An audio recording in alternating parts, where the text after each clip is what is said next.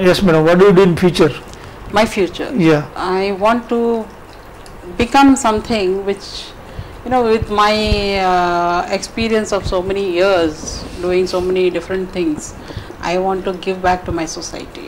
I want to create an impact that, okay, yes, the ladies of the country are not weak.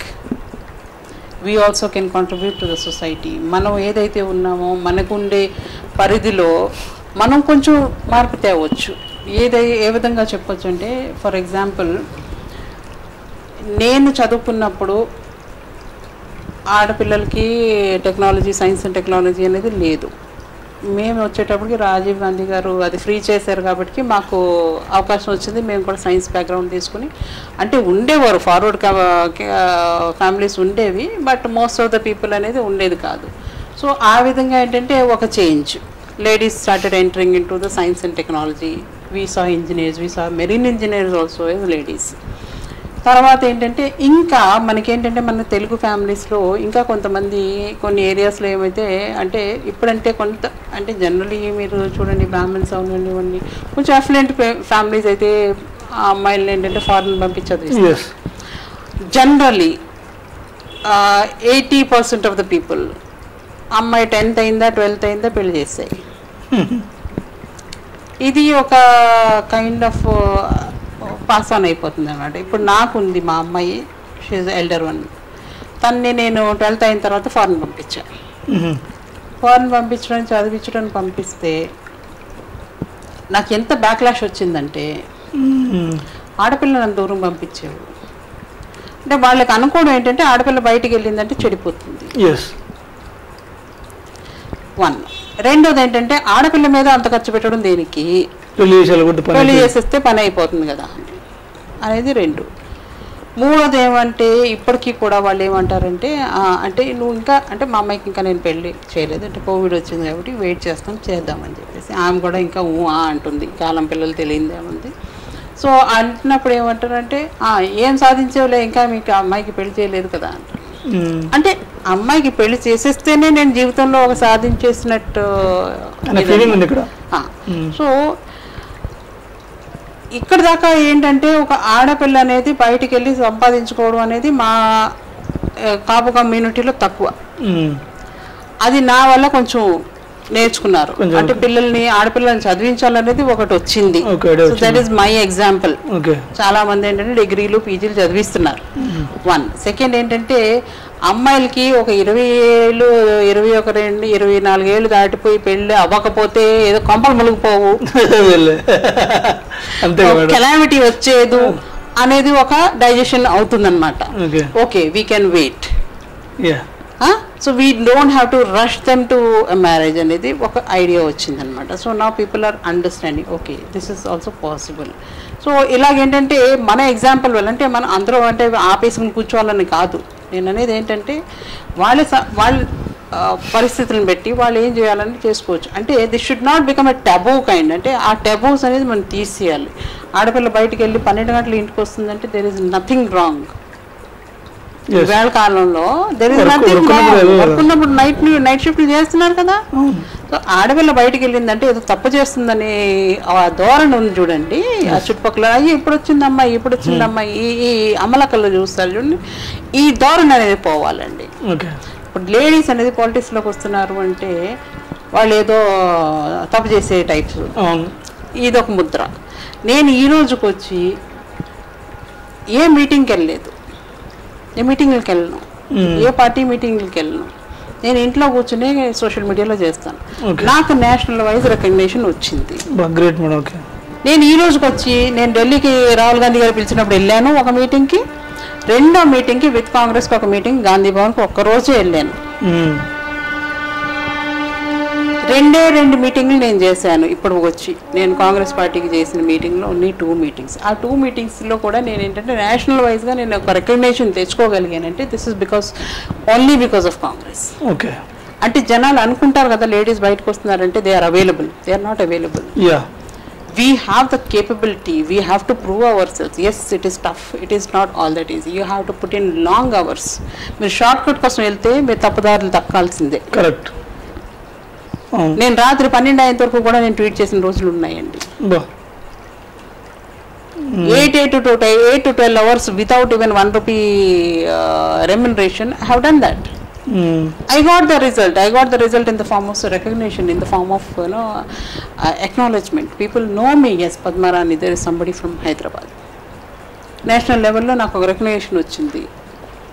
I have people in my call list, in my contact list. I have people like Rajiv Godaji, Surjewala ji, Pawan Khera ji, Gaurav Vallabh ji. Then you have MLAs are there, different MLAs. Yeah, national wise. So even there is one Ashwini Kumar is there, Dr. Ashwini Kumar. He was ex law minister. He అంటే ఆయన ఏం చేస్తారంటే you will not believe, అంటే నాకు నేను చెప్పాను కదా 5-6 handles పోయిన Twitter. Every time I lose a handle comes back and follows మీ. నేను ఫాలో చెయ్యను, మర్చిపోతాను నేను. So that is what is the recognition which I have got. I have got the recognition, okay, this lady, she knows something. I have people whom, I have interaction with, some multi-billionaires. So this kind of recognition social media gives. అంటే మన దగ్గర subject ఉండాలి, మన దగ్గర honesty ఉండాలి, మన దగ్గర ఒక హార్డ్ వర్కింగ్ ఇది ఉండాలి. మనం ఏంటంటే ఏదో టైం పాస్కి చేయకూడదు. You must have a motto. ఇది మన ఒక మనం ఒక ఇది సొసైటీకి మనం ఒక మ్యాటర్ అందిస్తున్నామంటే how much you know. If you don't know, do the research. If you don't get the matter, at least you ask somebody. I have gone to an extent where I have helped some spokespersons to write their వాళ్ళు prepare అవ్వడానికి కూడా matter నేను research చేసి ఇచ్చాను అనమాట. So ఇలాంటివి మొన్న last time జరిగింది, ఒక ప్రెస్ కాన్ఫరెన్స్ చేశారు పవన్ ఖేరాజీ. దాంట్లో రుచి సోయాద్ తీసుకొచ్చారు. ఆ రుచి సోయాద్ అనేది నేను చెప్పాను, sir this is something which we need to do అని చెప్పేసి. సో అది అలాగా ఆ విధంగా ఏంటంటే జస్ట్ అన్ ఎగ్జాంపుల్ అనమాట. అలా మనం ఏంటంటే కొన్ని పాయింట్స్ అంటే వాళ్ళు too busy, too many things to handle. So there are certain points which they may be missing. So people like us we should be alert. ఇది మనం మిస్ అవుతున్నాం సార్, ఇది హైలైట్ చేస్తే బాగుంటుంది. వాళ్ళ టైం బట్టి సుర్జేవాలా గారు ఈరోజు అన్నారు, is head of communications for Congress. ఆయన కూడా అదే అన్నారు. So we need a team of 4 or 5 people who can give us what is the buzz. The word is the buzz. What is the buzz? So some things which we may be forgetting, which we may not recognize. So just pass on to us. You feed it to us. We, depending on the situation and the circumstances, we will take it up as a matter. So that was this thing. So like that, they are willing to change. They are willing to do what people want to see or hear, or what they want to. పీపుల్కి ఏం కావాలనేది అది చేయడానికి వాళ్ళు మారడానికి ఇష్టంగా ఉంటారు. So this is the Congress. Congress is a kind of a learning process అనమాట.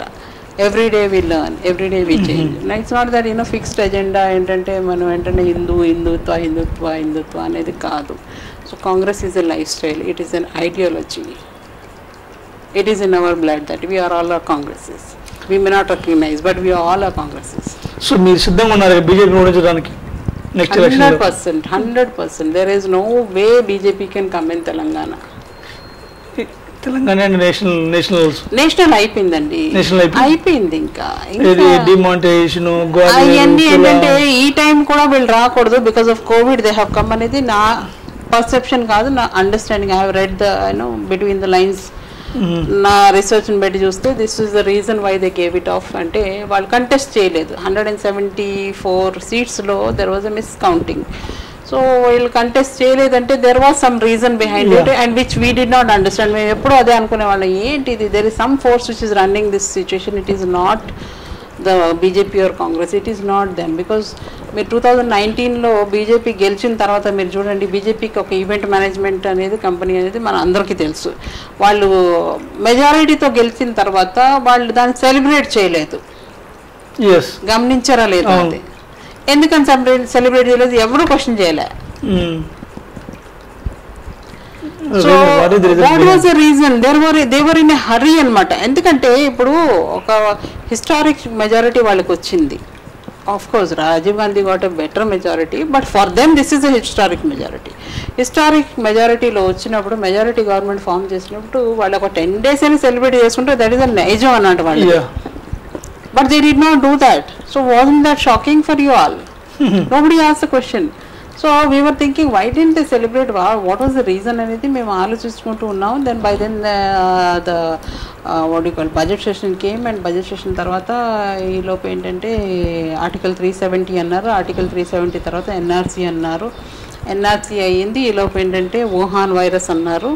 వుహాన్ వైరస్ అయిపోయిన తర్వాత మళ్ళీ కోవిడ్ అన్నారు, ఇన్ఫ్లుయెన్జా అన్నారు, కరోనా అన్నారు, తర్వాత కోవిడ్ అన్నారు, తర్వాత పిఎం కేర్ అన్నారు, తర్వాత history is known to all.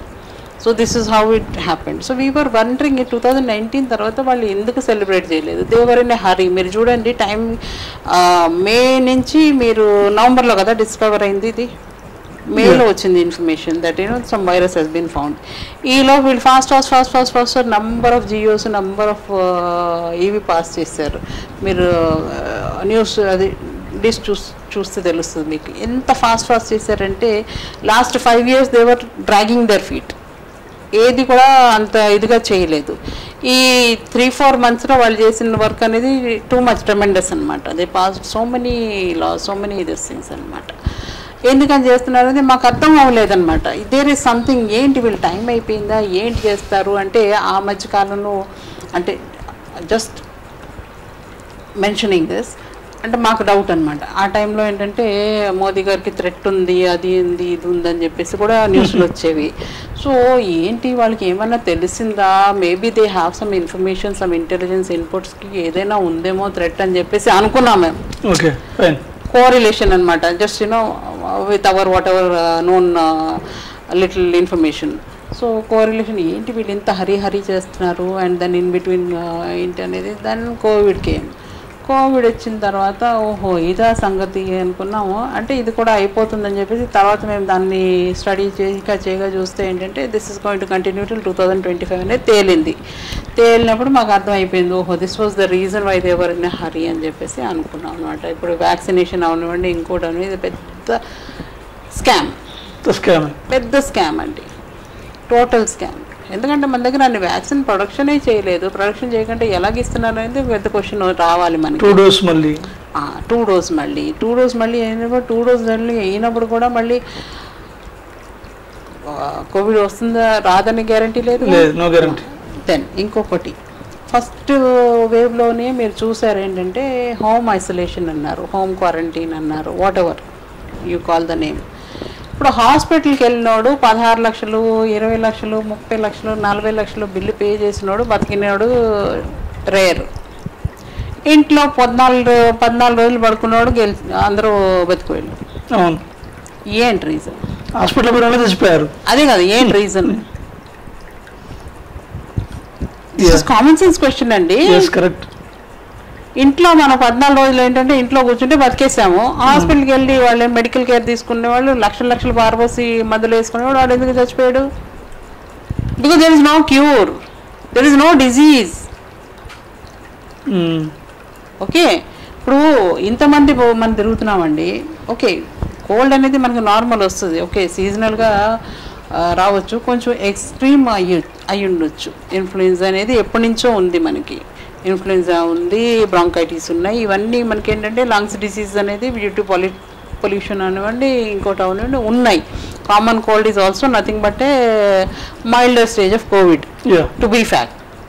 So అది హాస్పిటల్కి వెళ్ళిన వాళ్ళే ఎందుకు చచ్చిపోతున్నారు ఏంటంటే they have given some series of అంటే ఒక లిస్ట్ ఉంటుంది కదా, ఈ డిజీజ్కి ఇది స్టేజ్ 1, స్టేజ్ 2, స్టేజ్ 3, ఈ మెడిసిన్స్, ఈ ఇంజెక్షన్, ఇది చేస్తే ఇది అయిపోతుంది. సో ఇందులో జరుగుతున్నది ఏంటంటే they are giving some steroids, dexamethasone type kind of steroids ఇస్తున్నారు. స్టెరాయిడ్స్ ఇస్తున్నప్పుడు ఏమవుతుందంటే ఇప్పుడు మీ మెడికల్ హిస్టరీ, నా మెడికల్ హిస్టరీ అనేది నాకు కూడా తెలియకపోవచ్చు, మీకు కూడా తెలియకపోవచ్చు, మీకు తెలిసి ఉండొచ్చు. But the doctor who is going to treat you as a COVID doctor will not know. వాడి దగ్గర టైం కూడా లేదు ఇన్వెస్టిగేట్ చేయడానికి, టెస్టులు రన్ చేయడానికి వాడి దగ్గర టైం లేదు. సో వాళ్ళు ఏంటంటే కోవిడ్ పాజిటివా, చలో పడుకో, number 1 injection out, medicine okay, this okay, this okay, check check check check. ఈ దీంట్లో ఏమవుతుందంటే కొంతమందికి ఏమవుతుందంటే స్టెరాయిడ్స్ వల్ల ఏమవుతుందంటే స్టెరాయిడ్స్ అనేది వాళ్ళు ఎందుకు ఇస్తున్నారంటే